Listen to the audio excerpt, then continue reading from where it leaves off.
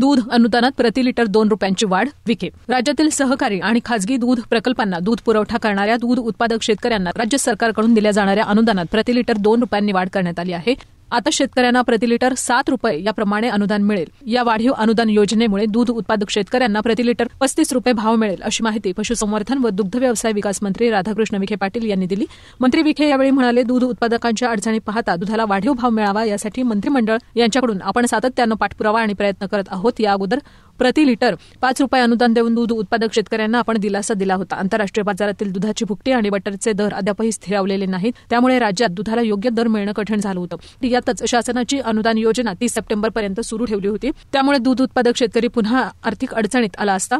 त्यामुळे हा निर्णय सध्या घेण्यात आला आहे. मंत्रिमंडळाच्या बैठकीत दूध अनुदान योजनेला मुदतवाढ आणि 7 रुपये अनुदान देण्याचा प्रस्ताव आणला होता, त्याच मंत्रिमंडळानं मान्यता दिली. महायुती सरकारनं दूध उत्पादक शेतकऱ्यांच्या हिताचा निर्णय घेतलेला आहे. मुख्यमंत्री एकनाथ शिंदे, उपमुख्यमंत्री देवेंद्र फडणवीस आणि अजित पवार यांनी सकारात्मक भूमिका घेतल्यानं हा निर्णय घेण्यात आला. 1 ऑक्टोबरपासून वाढीव अनुदान योजनेचे पैसे शेतकऱ्यांच्या खात्यात थेट वर्ग केले जातील. दूध उत्पादक शेतकऱ्यांना दूध संघांनी 1 ऑक्टोबर 2024 पासून 28 रुपये प्रति लिटर दर देणं बंधनकारक राहणार आहे. त्यानंतर शेतकऱ्यांना राज्य सरकारच्या वतीनं 7 रुपये प्रति लिटर प्रमाणे अनुदान त्यांच्या बँक खात्यावर वर्ग करण्यात येईल. या निर्णयामुळे शेतकऱ्यांना मोठा दिलासा मिळणार असल्याचं मत यावेळी विखे यांनी व्यक्त केलं.